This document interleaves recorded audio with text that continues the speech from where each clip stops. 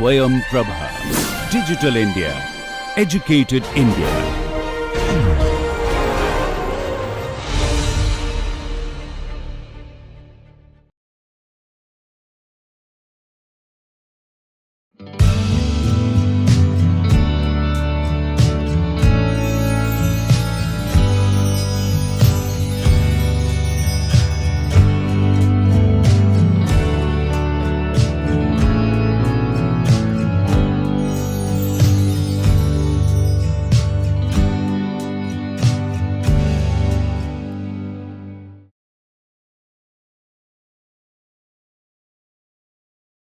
The representation of surface roughness, now you have measured the surface roughness and you want to go further, how to represent. Assume that I want to have a milling surface to be represented.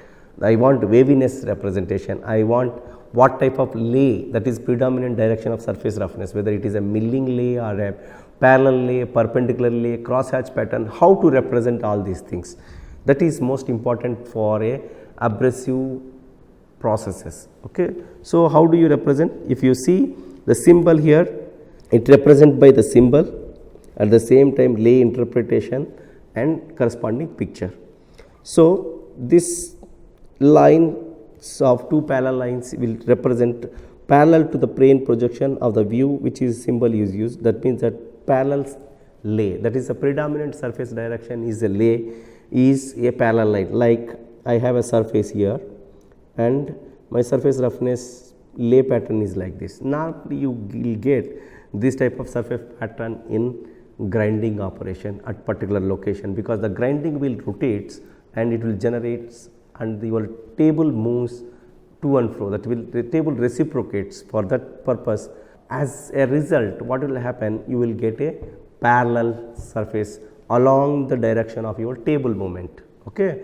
Assume that if you are rotating in the grinding wheel in one direction and if you place your workpiece in a perpendicular direction, then if you do and if your measurement is in perpendicular direction, then it will be a perpendicular type of surface roughness. Assume that now I have this particular surface wherein I am getting this type of things. If you can place, you can assume that this is also a parallel also, because how you orient your workpiece will determine the surface pattern. At the same time, how you are going to measure also determine the surface direction. Okay. So, the crosshatch pattern, normally crosshatch pattern will represent by X type, and this normally is the two salient directions related to the plane of projection of the overview. Normally, this surface will have crosshatch patterns like this. These type of crosshatch patterns will be normally you will observe in honing process. In above case, normally this is in grinding process. This also you will observe in grinding process only. Okay. So, this is what the honing process crosshatch pattern. As I said, there will be a helical motion forward direction and helical motion reverse direction when it is coming out. Because of this, normally you will end up with crosshatch patterns. And the multi-directional, normally if you see the multi-directional, you will have many directions, not only crosshatch, you can also will have parallel, perpendicular and other things. Whenever you club 2-3 processes, in some cases it is a harsh process, like surface roughness is very high.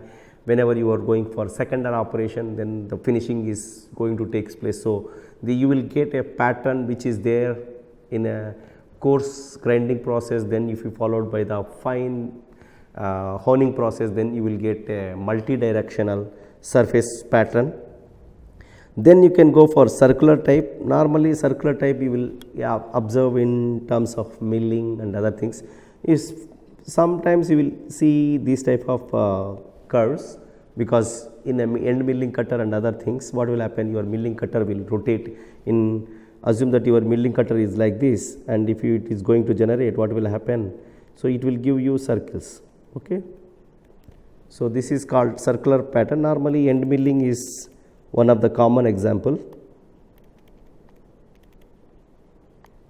Okay. So, that is depend on your feet, how much it is moving. If it is too high, then you can clearly see complete circle. If it is very less, in that circumstances, normally you will observe very less amount of segment of a circle. So, R approximately radius relative to the center of the surface, which is a symbol represent. Normally, this is the type of the symbol that represent, which refers to the lay size or the shape is radial, which is up represented by the symbol R. So, the average surface roughness produced by various machining processes, if you see here, so these are all comes under the normal machining processes, and these are all like grinding and honing process comes under conventional abrasive processes. Okay.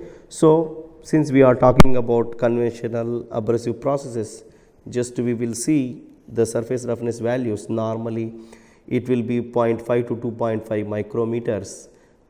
In grinding, honing, normally it will be slightly lesser also.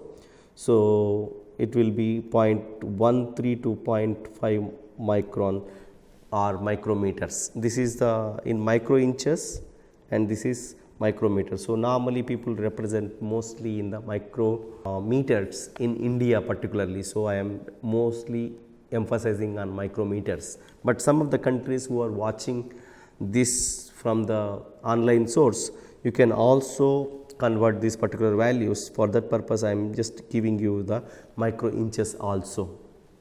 The surface texture or the roughness representation, normally there are symbols to represent the surface roughness. Okay.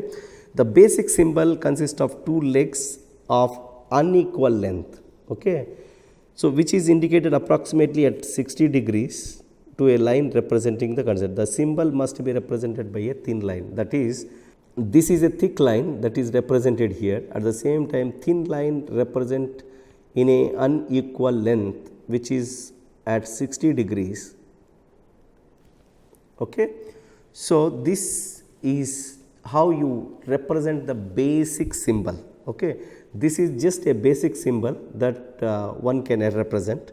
How you can add on, like you purchase a computer, then now you increase the RAM, you increase the hard disk, you increase some other thing, you purchase some other things and all those things. Like that, you can add on this one. Assume that this particular surface I want to be produced by milling process. I want to add what is the surface roughness value, I want to add the waviness values, I want to add the lay direction, I want to add so many things. Okay. Those are all to be added to a basic symbol. Okay. You purchase a basic model, now you add on things like as I said in like a computer. Okay. So, in a surface roughness also you can add on the things. How do you add on things? Assume that if the material removal is by the machining process, so you will add a line like this to a basic symbol, and you will add a bar added to the basic symbol. Just you add a bar, you have the surface, just you add this particular thing. Okay. So, that is nothing but this represent machining process. So, the material removal is not permitted. That means that assume that I want a particular surface roughness without removing a material, then you represent with a 0. Assume that this 0 represent no material removal, but I want a surface of this one. Assume that I want a product wherein there should not be any material removal, but I want 5 micron surface roughness. Then what is the thing? If it is a castable product, just you cast it and you just give it. You need not to do any machining process on top of it. Okay. That surface will be represented like this. Special surface characteristics. When the special surface characteristics have to be indicated, the line is added to the long arm of any of the above symbol. That means that you are going to add this particular arm if you have any special type of surface characteristics. Assume that I want to mention that it should be machined by milling process. Then I can write milling on top of it, on this, like that I can write. It will also come in the upcoming slide, but for your better understanding I am just saying I can write it is milling. And you have to represent machining because it is a material removal process. So, you have to represent like this and you have to specify milling. That means that you have to remove the material and you have to achieve the surface roughness that is specified. It is not specified here, and you have to represent the material removal symbol also. Okay. Indication, the values are defined by the principal creation of the roughness added to the symbols. Assume that I have this surface roughness value is A. A is a surface roughness value and I am representing in three ways. One is I want a surface roughness like this. I want a surface roughness by using a machining process. I want a surface roughness A without removing any material. Okay. So, this is how you can represent in a three ways. At the same time, if it is necessary to impose maximum and minimum limits of the principal creation of surface roughness, both value can be true. Normally, A1 represent the maximum limit and A2 represent the minimum limit. Assume that I want a particular surface whose surface values can be within the range. Assume that the surface roughness can be like in between 1 and 2. So, in that circumstances, A1 represents 2 micrometers and A2 represent 1 micrometer. Minimum and maximum values that you can specify on a particular component surface roughness symbol, so that the supplier will give you as per your requirement.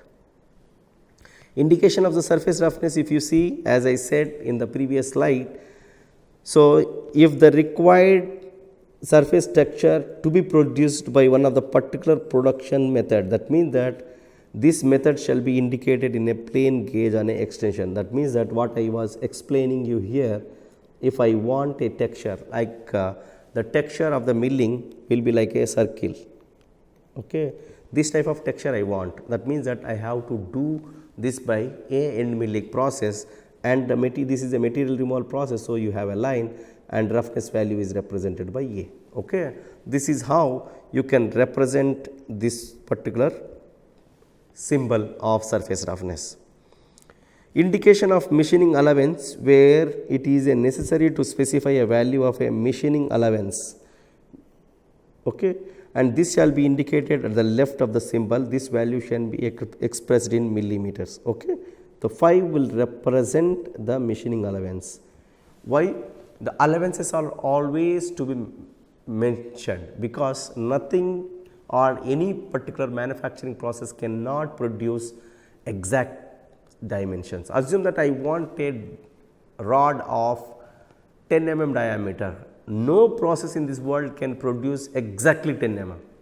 There will be a plus or minus 0.01, 0.1 mm or something. So, that is what the allowances is. Okay. So, the customer has to specify, because it is a constraint of a manufacturing engineer which he cannot produce exact values. For that purpose, what the customer specify is certain allowance. That allowances are represented at this location of a particular symbol, and this symbol represents you have to do the surface by machining process, but you can add certain allowances, that is approximately 5, and the dimensions normally will be expressed in terms of millimeter. That means that I want to generate assume that I want to fabricate a 100 mm diameter plus or minus 5, allowance is given. Assume that if it is 5 millimeters, you can say 2.5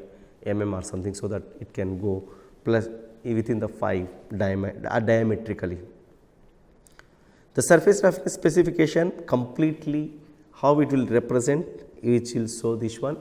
You clearly follow this particular slide, so that you can understand how to represent the surface roughness, allowances, maximum limit, minimum limit of surface roughness, which type of process do you have to do, what is the type of lay that you have to achieve and all those things. Okay. We will go by one. This is a symbol, the basic symbol which comprises of maximum roughness and minimum roughness that is mentioned. At the same time, maximum waviness height and maximum waviness width is mentioned here. At the same time, cutoff length. As I said, cutoff length is most important to avoid the waviness. So that's why here normally 0.03 mm is given as a cutoff length, and the lay symbol, that is nothing but I want a parallel surface. Okay, parallel surface. Now that means that you can achieve like a parallel lines on the product. That maximum roughness spacing is represented by 0.01.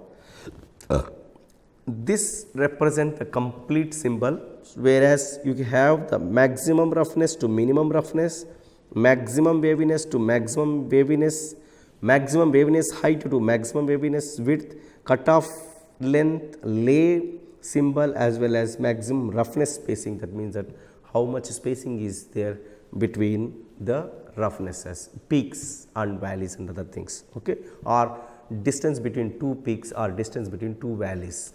This you can represent by this particular complete symbol. You can see the lay pattern here, flat lapping normally you can achieve here. So, or you can also have some of the surfaces like inclined surfaces, how you are holding your hand, or how the people are placed the abrasive pads, automatic and other things. Grinding, normally grinding you will get a parallel and perpendicular type of pattern, depend on which direction you are seeing the surface. If you are seeing in a parallel direction to a surface lay, that is parallel. If you see the perpendicular, then it will be perpendicular. So, the surface in one direction, it is how you are seeing or how you are going to measure is whether it is parallel or perpendicular. One side it is parallel, one other side if you see it is perpendicular. That is how the grinding and lapping surface lay. Lay always I was saying is nothing but predominant direction of surface roughness. The surface morphology and metallurgy in abrasive processes, because the surface roughness that we have measured, but surface morphology will be a completely different aspect, because there will be a chips clogged or the chips are burnt on a surface.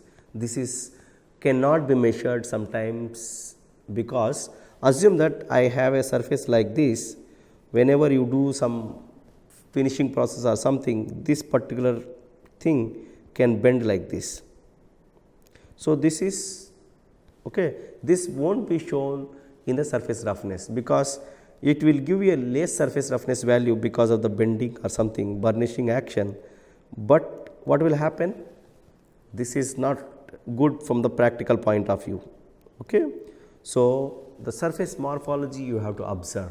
Assume that I am doing a burnishing operation, that is a deformation process, where you take a hard tool and roller burning deformation, you just to do it. What will happen? The peaks all deform. So, you may get a better surface roughness if you are looking at a surface roughness value, but if you see the morphology, you will understand whether it is deformed, whether it is sheared or something. For that purpose, you should understand the surface morphology. At the same time, any temperature rise which causes the burning action or metallurgical changes or something, even though surface roughness is very good, but the surface practically burnt, then it cannot be used, because the cracks formation will be there and other adverse surfaces will be there on the top layer of the material. If you can see here the same image, which is micrographs of ground surface, normally 12 mm per minute in feet and 1 mm per minute. Now, you can see the surface. If you go and measure the surface roughness in a particular line, what will you will get a particular value, but from this particular you can see there is a defect or the material is gone, there is the pores are formed. Okay. So, this type of morphology which you may not see from the surface roughness. Okay.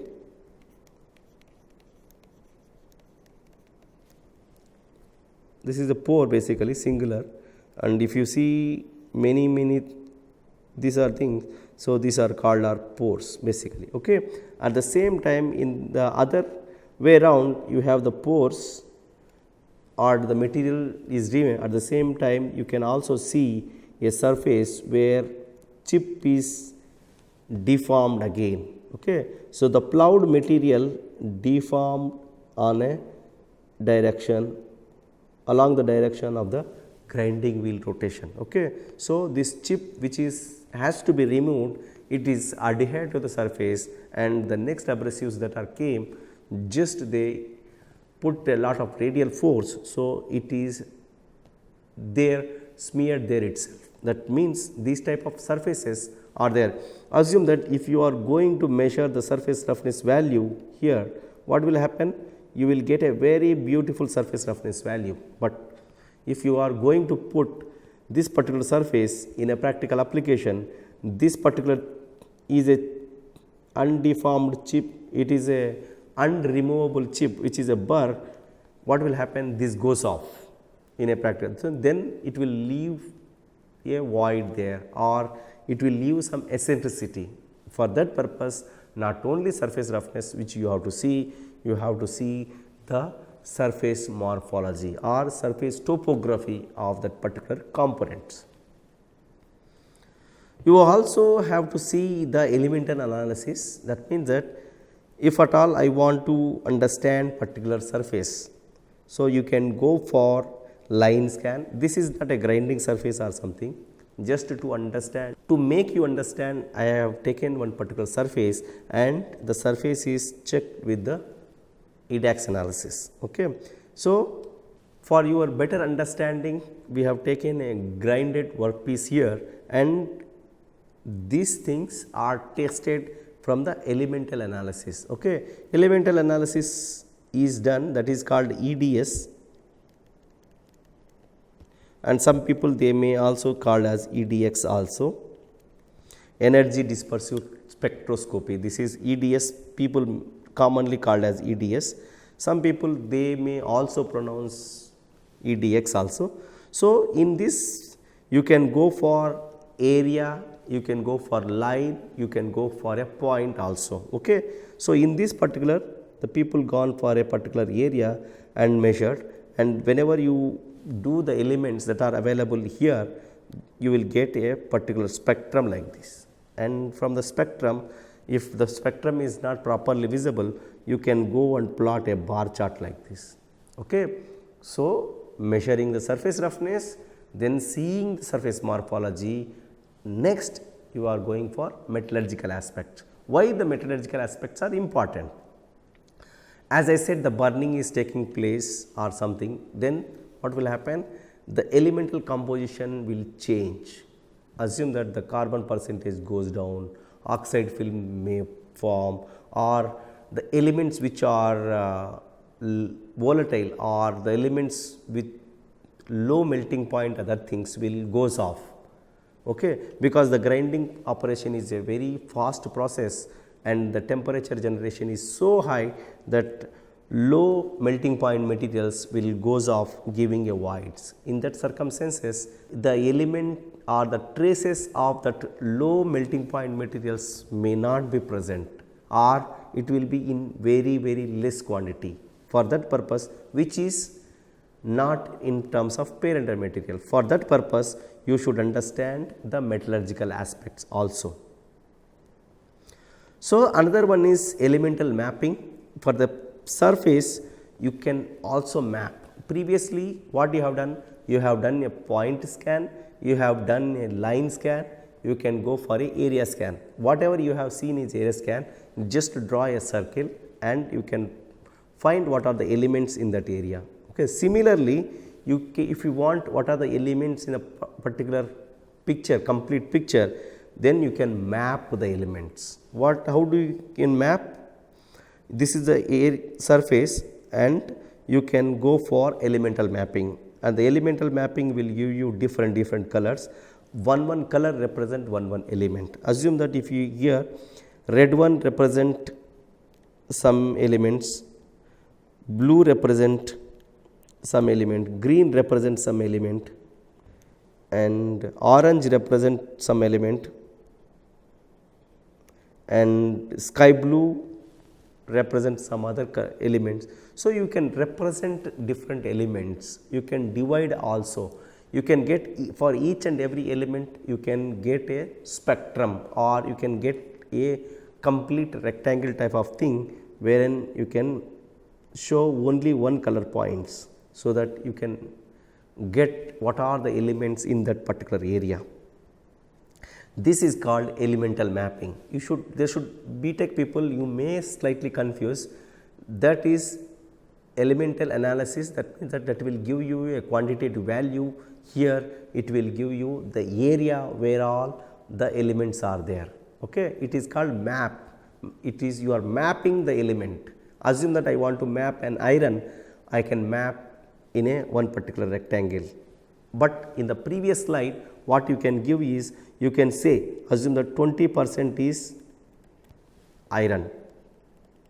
In this picture, you can map where are the points of Fe. Okay. This is called mapping, this is called ED, this also comes under EDS, this is called, you can say that quantitative value. Okay. Both will give you a correct analysis. So, people, you should understand the elemental mapping as well as you should go for elemental analysis also, so that you have a quantitative value as well as qualitatively good looking picture. Then only you can go for better publications in the good and reputed journals. Surface changes caused by various energies. Normally, these surfaces are developed by many type of energies like mechanical energy, electrical energy, chemical energy and other so on. So, how these surfaces are generated by these type of energies? The surface changes caused by various processes. These are caused by the application of various forms of energy during the process. So, which forms we will see here. First one is mechanical energy, then the thermal energy, then chemical energy and electrical energy. You have various energy forms, how this will affect the surface roughness, that we will see here. So, the first one we will see surface changes by mechanical energy. Residual stresses in subsurface layer, example is sheet metal bending. Normally, whenever you do the sheet metal bending process, what will happen? You will get always residual stresses, and sheet metal bending is a mechanical type of energy that you are putting. Cracks, microscopic and macroscopic, example is tearing and ductile in the machining process. Machining process is also a mechanical process where you can remove the material. Okay. So, because of which normally the cracks and other things will generate. Voids and inclusions introduced mechanically, example center bursting in extrusion. So, extrusion also just you have to push the material and you can extrude the material through a nozzle or through a vent that is available. So, you can have this type of things, so that it will generate its own surface with voids or inclusions and other things. Hardness variations also creates by a mechanical. One of the processes is machining. So, whenever you do the machining operation, the surface hardening will takes place on the surface. By the electrical energy, the changes in the conductivity or the magnetism. Whenever you do certain process, if there is a conductivity variation, assume that in a particular process you have less conductivity. Now, the conductivity, because of the voids, you have less conductivity. Here the voids are reduced. So, you can increase the conductivity. Craters results from short circuit during the certain electrical process techniques such as welding and other things. So, craters also forms because of the some of the changes or fluctuations in the electrical processing or short circuit that are involved in the process. Surface changes by thermal energy. The metallurgical changes, as this is the most important, because whenever you do the EDM process or machining process where the temperature goes up, because of the chip will carry 80 to 85% The tool will carry 10 to 15% and normally 2 to 5% will carry by the product, that is the end product. So, temperature rise in the machining process will changes the metallurgical changes, that is a recrystallization, grain size changes and phase changes on the surface and other things can be happen. Normally, if the temperature is up, the grains start to enlarge. That means that it will increase from the parental grain size. That is one type of change in the structure or the surface due to thermal energy. Redeposition or resolidified material like welding or casting. So, redeposited or resolidified material means because of the thermal energy, if at all I want to do a casting process, just you have to melt the particular and you have to cast it and redeposit normally in a EDM process because of the spark melting and evaporation, the material may not be removed completely. So, which is there on the surroundings will redeposit. Okay. That is because of the thermal energy in the electric discharge machining process. Heat affected zone in welding normally done by the melt pool and other things. Whenever you want to do a melt pool, in that circumstances you have to heat. That means that thermal energy is involved in this particular process. And this also causes the metallurgical changes. Hardness changes. So, hardness changes also play major role because of the thermal energy. If the heat affected zone, resolidified layer, these are the layers which if you are forming, these are hard layers basically. Sometimes it will be a carbide layers and other things. Okay. So, the hardness also will vary. The surface changes by the chemical energy. Intergranular crack, normally if there is a chemical energy, there is a leaching process will be taking place and because of which there will be intergranular crack. The chemical contamination, normally if there is a surface, if you do the chemical etching or electrochemical polishing process or something, just you can have the contamination on the top surface. Assume that the stents, normally stents are done by the electro polishing. You cannot use the same thing in a human body. Assume that it is a cardiovascular stent, you cannot put in a heart where the blockage is because it will have the traces of that particular chemical. So, you have to wash it. Why the traces are there? The traces are there because you are using certain chemical during this particular process. So, the traces will be there which is creates the contamination. Absorption of certain elements such as hydrogen, chlorine in a metal surface. Normally, whenever you have the electrochemical or chemical machining process, you will always will have hydrogen, chlorine. So, all some of the chemicals will be present on the traces on the surface. Corrosion, pitting and etching. Normally, if you are using on a iron based alloys, if you see acid etching or something, if you do, what will happen? There will be a corrosion because these are highly affiliated towards corrosion. Pitting, that means that there will be a holes will be formed. Assume that I have a surface like this, there is a holes will be formed. That's are nothing but the pits. And etching, you can do the chemical etching process and other things. Dissolving of micro constituents, that means that those particular regions, assume that I have a particular surface, this is an alloy has different elements. So, some of the elements are dissolved. These are all, some of the chemicals can dissolve some of the elements. So, then this will leads to pits by going off that particular element from that particular location. Assume that I have a particular element which is affinity towards that particular chemical. Whenever I want to etch this particular surface, what is going to do? It will lead a hole here. So, because this particular thing is going off, that is why it is leaving a pit there. Alloy depletion and resulting in hardness changes, that means that as I said, some of the alloying elements will goes away and the hardness value will change. That is why in the conventional machining processes you have lot of problems, lot of advantages and other things. Most importantly, for the surface roughness point of view, from the surface morphology point of view, surface metallurgical point of view, you have some constraints, but these processes are economic. Okay. Why the surface burning or surface roughness that you are generating during the grinding process is so high because the forces involvement between the grinding wheel abrasive particle as well as the plane surface or the workpiece surface. This is the most problem.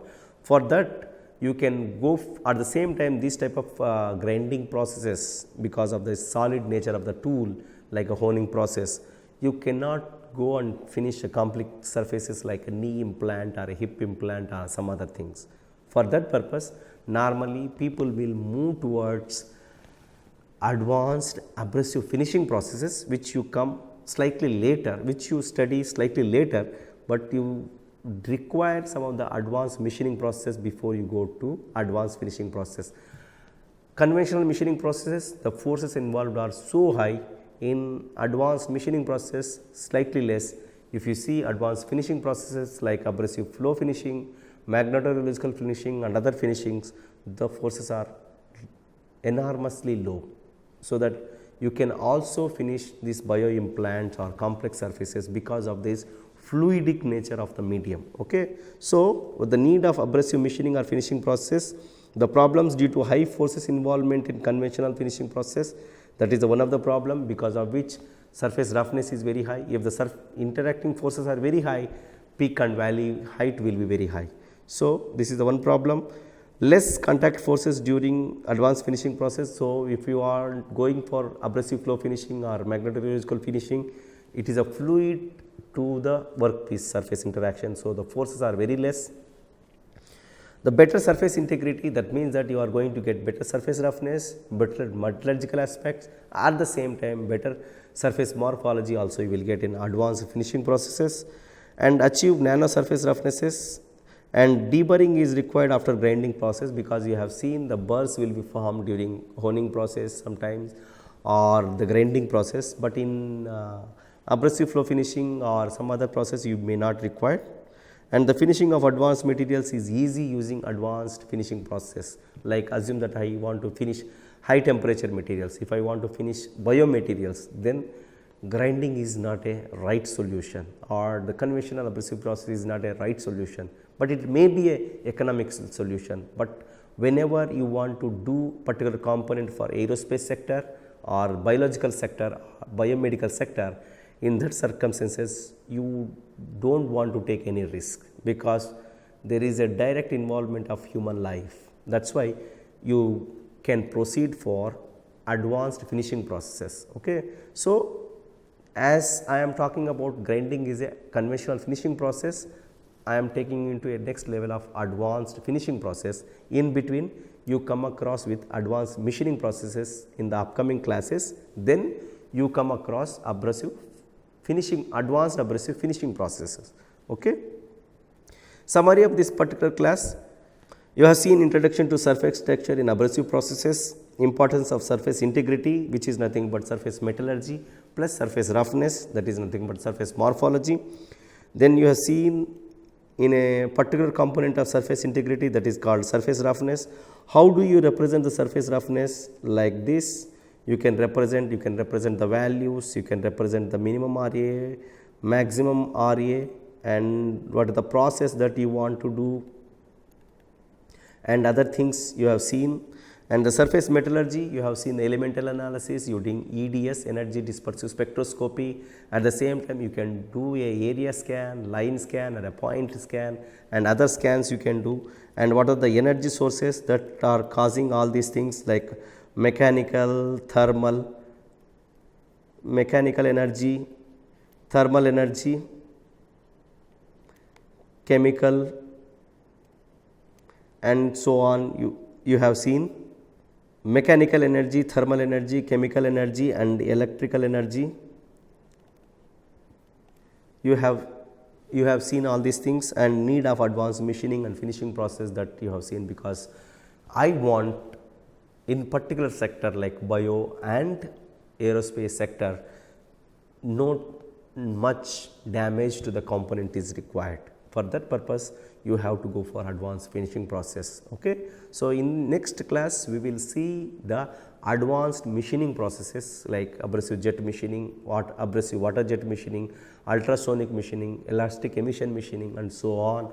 We will see in the upcoming classes. Till now, we have seen the conventional abrasive processes. Now we move on to the second segment, that is called advanced abrasive machining processes. Then we will move on to advanced abrasive finishing process. Okay. So then we will see the final sector, if time permits and other things. We will see the finishing of advanced materials using abrasive process and other things. Thank you.